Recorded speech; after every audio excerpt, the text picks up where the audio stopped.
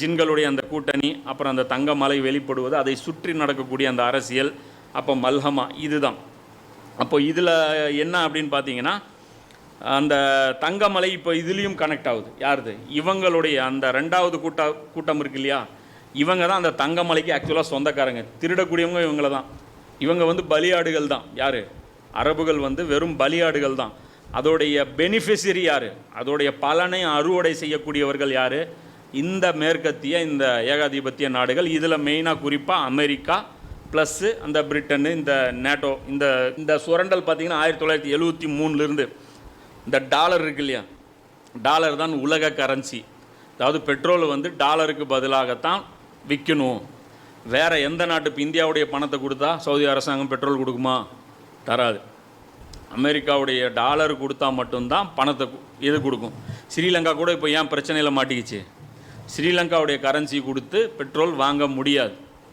வெறும் டாலர். தங்கத்தை கொடுத்தாவது dollar தருவானா? Petrol தருவானா? கோதுமையை கொடுத்தா பெட்ரோல் தருவானா?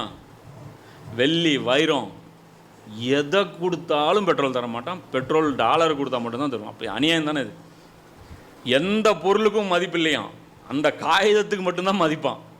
அந்த காகிதத்துக்கு உண்மையில் மதிப்பு இருக்கான்னு கேட்டால் அந்த காகிதம் தான் இருக்கையில் டம்மி காகிதம். ஆனால் அந்த காகிதத்தை வச்சு என்ன உலகத்தை புரட்டி போடுறேன். அப்போ அந்த 1973 ஷா ஃபைசல் தான் அது போட்டவர். நல்ல மனுஷன் அவர். ஆனால் அவருக்கு அது போதுமான நாலேஜ் இல்லை.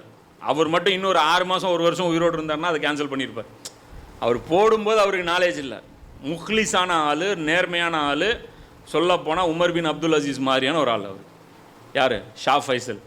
அதனால தான் அவர் என்ன பண்ணாங்க, சுட்டு கொண்டுட்டாங்க. அவர் உம்மத்துக்காக பாடுபட்டவர். அந்த பொருளாதாரம் இருக்குல்ல, பெட்ரோலு, அதை வந்து உம்மத்துக்கு பயன்படுத்த பார்த்தார். அவர் தான் வந்து மதீனா யூனிவர்சிட்டி கூட கட்டினது. இப்போ இங்கே மதனிகள்லாம் இவங்க படிச்சுட்டு வந்து சிலபஸ் எடுக்கிறாங்களே, உருவாக்குனது யார்? ஷா ஃபைசல் தான். ஷா ஃபைசல் தான் வந்து சமுதாயத்துக்கு நான் என்ன பண்ணட்டும் அப்படின்னு சொல்லிட்டு தான் அவர் வந்து யாருக்கெல்லாம் வெறுப்பு இருந்துச்சோ, ஈரான்கிட்ட, பாகிஸ்தான்கிட்ட, யார் யாருக்கெல்லாம் வெறுப்பு இருந்துச்சோ எல்லார்ட்டையுமே போய் பேசி ஒரு ஒப்பந்தம் போட்டு எல்லார்ட்டையுமே ஒரு சுற்றுப்பயணம் மேற்கொண்டிருக்கார். அதில் ஒரு பாட்டாக தான் பார்த்தீங்கன்னா, இப்போ நான் மதீனா போயிருந்தேன் இல்லையா ஹஜ்ஜுக்கு, அதில் ஒரு ஸ்டூடெண்ட் ஒருத்தர் உட்காந்துட்டு இருந்தார். அப்போ அவர்கிட்ட ஃப்ரெண்ட்லியாக பேசிட்டு இருக்கும்போது உருது புக் படிச்சுட்டு இருந்தேன். அப்புறம் அவர் பார்த்துட்டு சரி, அவர் வந்து உட்காந்தார். உட்காந்து மௌதூதியுடைய புக்கு படிச்சுட்டு இருந்தோம். படிச்சுட்டு அப்படியே பார்த்துட்டு இருந்தார். நல்ல ஸ்காலர், அருமையான ஸ்காலரு அப்படின்லாம் பேசிகிட்டு இருந்தோம். அப்படி பேசிட்டு இருக்கும்போது சொன்னார், இங்கே தான் மதீனா யூனிவர்சிட்டியில் படிக்கிறேன். அதுக்கு சம்பளம்னு வச்சிங்களா, மதீனா யூனிவர்சிட்டியில் படிக்கிறதுக்கே காசு தராங்க. அது எவ்வளவோ தராங்க. இப்போ 20,000 30,000 தராங்க. அதுவே ஒரு வேலை மாதிரி தான் மதீனா யூனிவர்சிட்டியில் படிக்கிறது. கரும்பு தின்ன கூலின்னு வச்சிங்களா. அது 3 வருஷம் கோர்ஸுனால் மாதம் வந்து 20,000 25,000 சம்பளம். அது இல்லாமல் வந்து தங்கிறதுக்கு எல்லாம் ரூமு, குவார்ட்டர்ஸு எல்லாம் இருக்குது. வருஷத்தில் 3 மாதம் லீவு. ஊருக்கு நீங்கள் போயிட்டு வர்றதுக்கு ஃப்ளைட் டிக்கெட்டு செலவு ஃப்ரீ.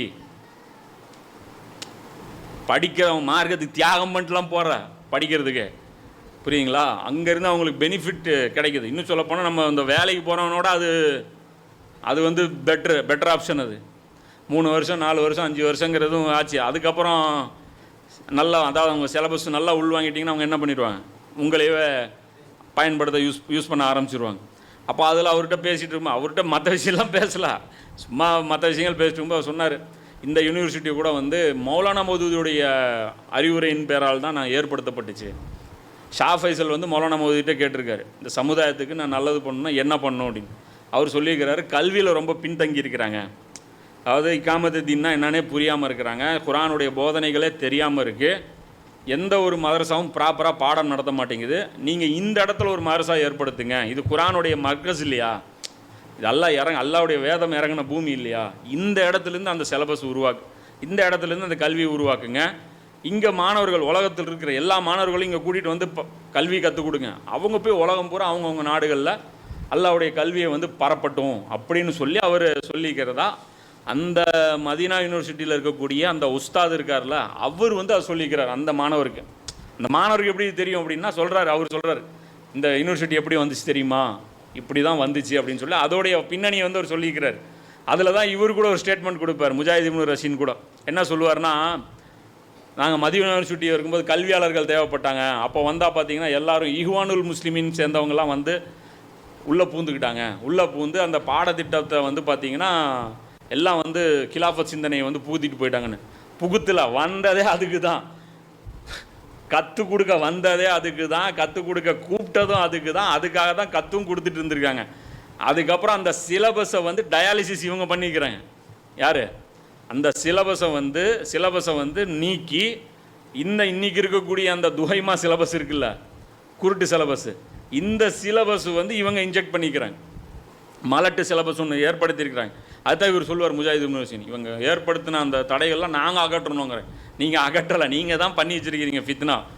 எது சீர்திருத்தம்னு நினைக்கிறீங்களோ அது ஃபசாது, எது நீங்கள் ஃபசாது பண்ணி எது நீங்கள் சீர்திருத்தம் பண்ணிங்கன்னு நினச்சிங்களோ அதுதான் ஃபசாதாக போயிருக்கு. ஸோ அந்த அடிப்படையில் பார்த்தீங்கன்னா அந்த பணத்தை வந்து நல்ல விதத்தில் செயல்படுத்தக்கூடிய அந்த மூடில் தான் அவர் இருந்திருக்கிறார். யார்? ஷா ஃபைசல். இஸ்ரேலுக்கு யுத்தம் வந்த போது கூட என்ன பண்ணிக்கிறார், அமெரிக்காவுக்கு பெட்ரோல் தர மாட்டேன்னு இருக்கார். அமெரிக்கா ஆட்டம் கண்டு இருக்குது 1973. அந்த அளவுக்கு வந்து அவர் ஒரு வெப்பனாக வந்து ஆயிலை வந்து பயன்படுத்திக்கார். ரொம்ப ஒரு வலிமையான ஒரு ஆள். இப்போ அதனால் வந்து அவரை வந்து கிரிட்டிசைஸ் பண்ண முடியாது. இந்த ஒப்பந்தம் அவர் தானே போட்டார் அப்படின்லாம் கிரிட்டிசைஸ் பண்ண முடியாது. அவருடைய பாதிப்பு தெரிஞ்சதுன்னா கண்டிப்பாக அவர் பின்வாங்கியிருப்பார். அப்போது இந்த இடத்துல அவங்க என்ன பண்ணிட்டாங்கன்னு பார்த்தீங்கன்னா, இந்த டாலரை வச்சு அதுக்கப்புறம் வாகனங்கள்லாம் நமக்கெல்லாம் பெருகுது. அதுக்கப்புறம் தான் நமக்கு மாருதி கம்பெனி வருது. அதுக்கப்புறம் தான் நமக்கு அது வரைக்கும் சைக்கிள் தான் நம்ம அதிகமாக ஓட்டிகிட்டு இருந்தோம். அப்போ நம்ம போக்குவரத்துக்கு வாகனங்கள் பயன்படுத்த எண்ணெயுடைய தேவை வந்து 70களுக்கு அப்புறம் தான் அதிகமாகுது. அந்த தேவை அதிகமாக ஆக என்ன ஆகுது, டாலருடைய மதிப்பு ஏறிக்கிட்டே போகுது. 73க்கு முன்னாடி பாருங்கள், இந்தியாவில் வெறும் $4 தான் ₹1. அதுக்கப்புறம் சல்லுன்ட்டு $40, $30, $35, $40 வந்து சும்மா ஒரு சில ஆண்டுகள்லேயே பார்த்தீங்கன்னா மிகப்பெரிய லெவலில் ஏற்றம் கண்டிருக்கு. 1940 பார்த்தீங்கன்னா 70 வரைக்கும் பார்த்தீங்கன்னா பெருசாக ஒன்றும் மாற்றமே இல்லை. $1, $1.25, $1.50, ₹1 நிகர். இன்றைக்கி எவ்வளோ? ₹79. எவ்வளோ கொண்டு போய் ஏற்றி வச்சுருக்காங்க. அப்போ அந்த தேவை ஆக என்ன ஆயிடுச்சு, அந்த பணத்துடைய வேல்யூ ஏறி இந்த பணவீக்கம் அப்படிங்கிற ஒரு பொய் இந்த உலகத்துக்கு சொல்லி பணம் வீங்கிருச்சுடா, பணம் வீங்கிருச்சுன்னு. எங்கே வீங்கிருச்சான் பணம்.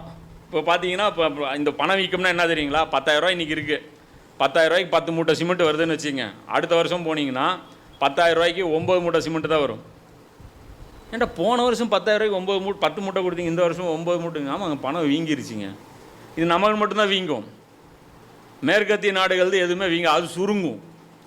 இங்கே பணம் வீங்கிட்டே போகும், அங்கே சுருங்கிடும். என்ன சரி வீங்கினதுக்கு காரணம் என்ன? இந்தியாவில் பஞ்சம் வந்துருச்சா? இந்தியாவில் வந்து ஏதோ ஒரு பெரிய பேரொழி வந்துச்சா? என்ன ஆச்சு? எல்லாமே என்ன ரெகுலராக எப்படி நடக்கணுமோ அப்படி தான் நடங்கிட்டு இருக்கு. ஆனால் பணம் மட்டும் வீங்கிட்டே போகுதான். இது ஒரு பணவீக்கம்ங்கிற இந்த பொய்யை சொல்லி எல்லாம் பார்த்தீங்கன்னா இந்த டாலரை வச்சு ஏமாற்றி உலகத்துடைய எல்லா வளங்களையும் சுரண்டி இவர்கள் என்ன பண்ணுறாங்க, ஆடம்பரமாக வாழ்கிறதுக்கு பண்ணுறாங்க. இந்த ஆடம்பரத்துடைய விளைவு என்னன்னு பார்த்தீங்கன்னா, இங்கே ஒருத்தனுக்கு இருக்கிறதுக்கு சாப்பாடு கிடைக்கிறது இல்லை, இருக்கிறதுக்கு வீடு கிடைக்கிறது இல்லை, சாப்பிட்றதுக்கு சாப்பாடு கிடைக்கிறது இல்லை, நியாயமான தேவைகள் பூர்த்தி செய்ய முடியறதில்ல. வரி மேலே வரி, வரி மேலே வரி, வரி மேலே வரி. இன்னைக்கு எத்தனை வரி? ஜிஎஸ்டி போடுறான் மனசாட்சியே கிடையாது.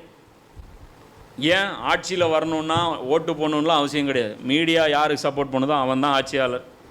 யார் பணம் செலவு பண்ணுறானோ அவன் தான் ஆட்சியாளர். பணம் யார் கொடுப்பா? பெருநிறுவனங்கள். அப்போ பெருநிறுவனங்களுக்கு சாதகமாக நடந்தால் போதும். மக்களை கோபப்படாமல் மட்டும் பார்த்துக்கிட்டா போதும். மக்களுக்கு ஃபெசிலிட்டிலாம் பண்ண தேவையில்லை. மக்களுக்கு கோபப்படாமல் இருக்கணும்னு என்ன? உண்மையான இன்ஃபர்மேஷன் தரக்கூடாது. ஒரு பட்ஜெட் தாக்கல் பண்ணும்போது சொல்லுங்களேன், இந்த வருஷம் பட்ஜெட்டில் நாங்கள் 2 லட்சம் கோடி ரூபா அம்பானிக்கு தள்ளுபடி பண்ணியிருக்கோம், உங்களுக்கு பெட்ரோலில் $4 ஏற்றிடுவோம், இப்படி தாக்கல் பண்ணுங்கள். தினத்தந்தியில் மொதல் பக்கத்தில் இது போடுவாங்களா பட்ஜெட்டில்? அப்படிலாம் போட மாட்டாங்க.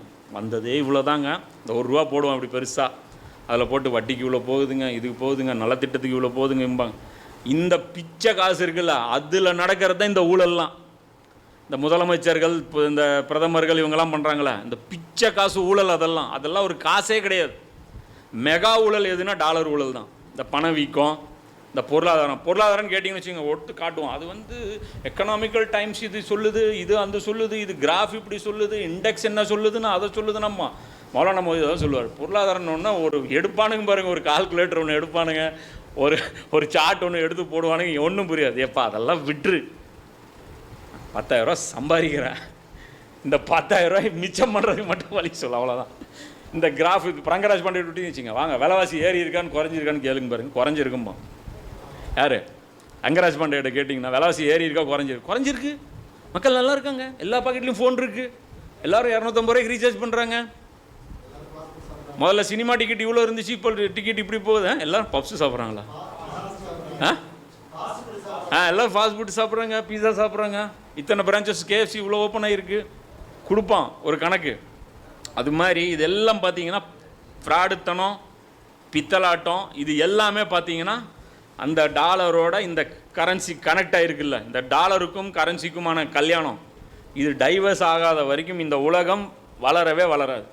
இது யாரெல்லாம் இந்த விலங்கிலிருந்து வெளியே வர முயற்சி பண்ணுறாங்களோ அவங்கெல்லாம் இந்த உலகத்தில் தீவிரவாதிகள். சதாம் ஹுசேன் அதுதான் பண்ணார்.